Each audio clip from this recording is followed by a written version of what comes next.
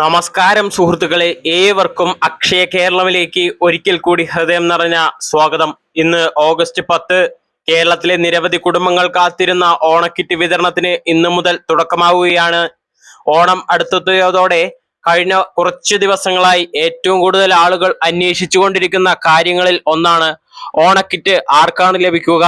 എല്ലാ ration കാർഡുകാർക്കും kit ലഭിക്കുമോ? ഇന്ന് തന്നെ കടയിൽ പോയി വാങ്ങണോ?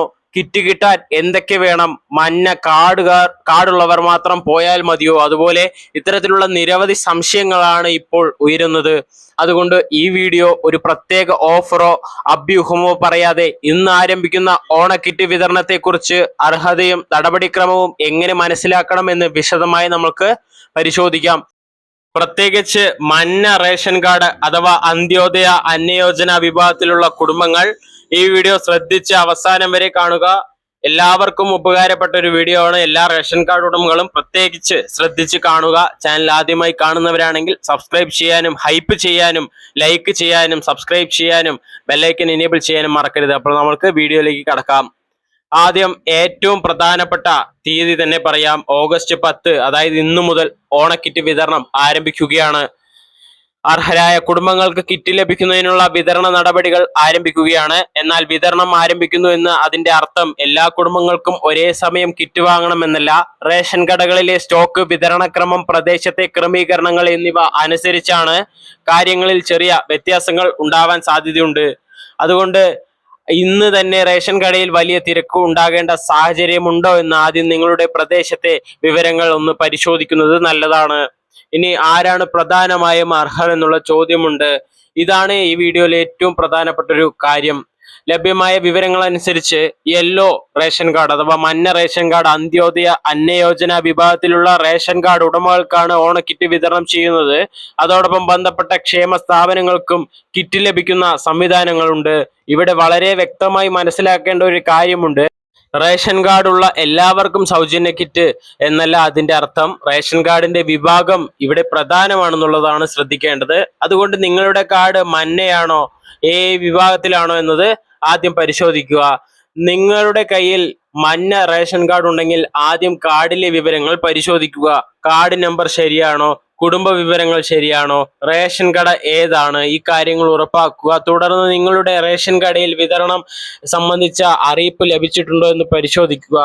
അനാവശ്യമായി പല കടകളിലും അന്വേഷിച്ച് സമയം കളയുന്നതിന് പകരം നിങ്ങളുടെ ബന്ധപ്പെട്ട റേഷൻ കട തന്നെയാണ് ആദ്യം സമീപിക്കേണ്ടത്. ഇവിടെയാണ് നമുക്ക് ഒരു കാര്യം പ്രത്യേകം ശ്രദ്ധിക്കേണ്ടത്. എല്ലാവർക്കും ഒരേ ദിവസം ഈ കിറ്റ് ലഭിക്കുമോ എന്നുള്ളത്. ഈ ഒരു തെറ്റിദ്ധാരണ എല്ലാവർക്കും ഉണ്ട്.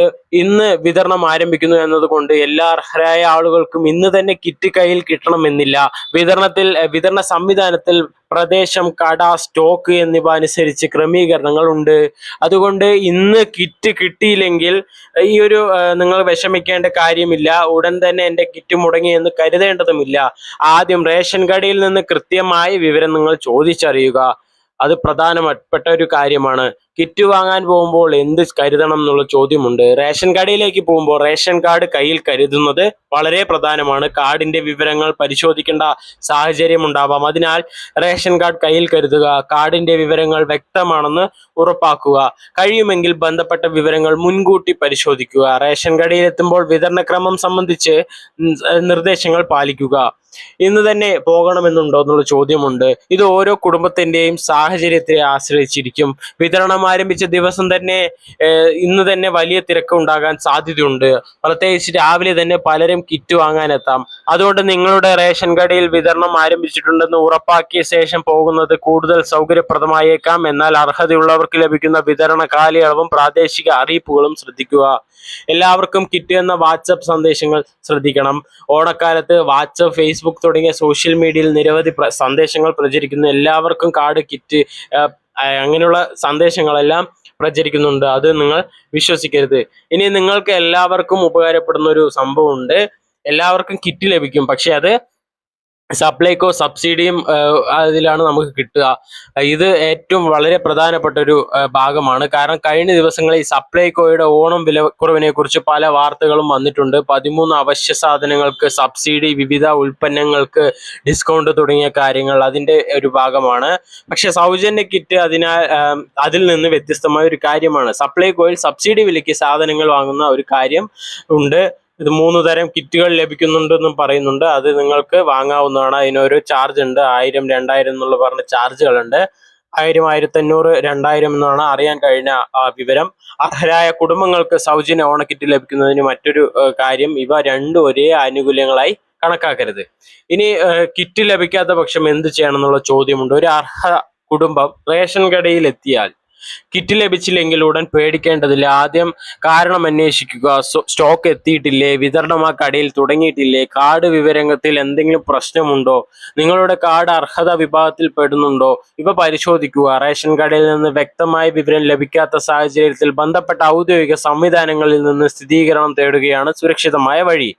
കിറ്റ് വാങ്ങുമ്പോൾ പരിശോധിക്കേണ്ട കാര്യം, കിറ്റ് കൈപ്പറ്റിയ ശേഷം നേരിട്ട് വീട്ടിൽ കൊണ്ടുപോകുന്നതിന് മുൻപ് കഴിയുന്നത്ര സാധനങ്ങൾ പരിശോധിക്കുക. കിറ്റിലെ പാക്കറ്റുകൾ ശരിയാണോ, പാക്കറ്റുകൾ കേടുണ്ടോ, കാലാവധി കഴിഞ്ഞ സാധനങ്ങളാണോ, വളരെ കേടുപാടുള്ള പാക്കറ്റ് ഉണ്ടോ, ഇത്തരത്തിലുള്ള കാര്യങ്ങൾ ശ്രദ്ധിക്കുക. എന്തെങ്കിലും പ്രശ്നം ശ്രദ്ധയിൽപ്പെട്ടാൽ റേഷൻ കടയിലെ ജീവനക്കാരോട് ഉടൻ തന്നെ പറയുക. കിറ്റിനെ കുറിച്ച് എന്തെങ്കിലും അഭ്യൂഹങ്ങൾ വന്നാൽ ഓണക്കാലത്ത് ആളുകളുടെ വികാരവുമായി ബന്ധപ്പെട്ട വാർത്തകൾ വളരെയധികം പ്രചരിക്കും. അതുകൊണ്ട് ഒരു ലളിതമായ നിയമം ഓർക്കുക. ഫോർവേഡ് വന്നതുകൊണ്ട് മാത്രം വിശ്വസിക്കരുത്. സർക്കാർ അറിയിപ്പ് പരിശോധിക്കുക. റേഷൻ വകുപ്പ് നൽകുന്ന വിവരങ്ങൾ പരിശോധിക്കുക. നിങ്ങളുടെ റേഷൻ കടയിൽ നിന്ന് സ്ഥിരീകരിക്കുക. അതിനുശേഷം മാത്രം മറ്റുള്ളവരോട് പറയുക. ഇത് നിങ്ങൾക്കും മറ്റുള്ളവർക്കും തെറ്റായ വിവരങ്ങൾ ഒഴിവാക്കാൻ സഹായിക്കും. ഇനി അടുത്ത കാര്യമാണ്, ഇന്ന് ഓഗസ്റ്റ് 10 ഓണക്കിറ്റ് വിതരണം ആരംഭിക്കുന്ന ദിവസമാണ്. അതുകൊണ്ട് അന്ത്യോദയ അന്നയോജന വിഭാഗത്തിലുള്ള കുടുംബങ്ങൾ ഇന്നു മുതൽ തങ്ങളുടെ ബന്ധപ്പെട്ട റേഷൻ കടയിൽ വിതരണം സംബന്ധിച്ച വിവരങ്ങൾ പരിശോധിക്കണം. പക്ഷേ വിതരണം ആരംഭിക്കുന്നു എന്നത് കൊണ്ട് മാത്രം ഇന്ന് തന്നെ കിട്ടിയില്ലെങ്കിൽ കിറ്റ് നഷ്ടപ്പെട്ടു എന്ന് കരുതരുത്. പ്രാദേശിക വിതരണ ക്രമം പരിശോധിക്കുക. ഒരു പ്രധാന മുന്നറിയിപ്പ്, ഓണക്കിറ്റ് കിട്ടുമെന്ന പ്രതീക്ഷയിൽ ചിലർ മറ്റുള്ളവരിൽ നിന്ന് പണം നൽകി ബുക്കിംഗ് ചെയ്യുന്നതോ വാട്സപ്പ് ലിങ്ക് വഴി വിവരങ്ങൾ നൽകുന്നതോ പോലുള്ള കാര്യങ്ങൾ ചെയ്യരുത്. സർക്കാർ ആനുകൂല്യം ലഭിക്കാൻ അനാവശ്യമായി ആരെങ്കിലും പണം ആവശ്യപ്പെട്ടാൽ ജാഗ്രത പാലിക്കുക. OTP, ബാങ്ക് വിവരങ്ങൾ, ATM പിൻ, UPI പിൻ തുടങ്ങിയ രഹസ്യ വിവരങ്ങൾ ആരോടും പങ്കുവെക്കരുത്. കിറ്റ് വിതരണവുമായി ബന്ധപ്പെട്ട ഔദ്യോഗിക നടപടിക്രമങ്ങൾ മാത്രം പിന്തുടരുക. ഇനി മുഴുവൻ കാര്യങ്ങൾ ഒന്നുകൂടെ ലളിതമായി പറയാം.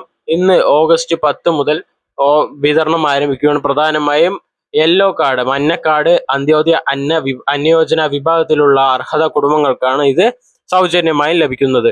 ബന്ധപ്പെട്ട ക്ഷേമ സ്ഥാപനങ്ങൾക്കും കിറ്റ് ലഭിക്കുന്ന സംവിധാനമുണ്ട്. കിറ്റ് വാങ്ങാൻ പോകുമ്പോൾ റേഷൻ കാർഡ് പ്രധാനമായും ശ്രദ്ധിക്കുക.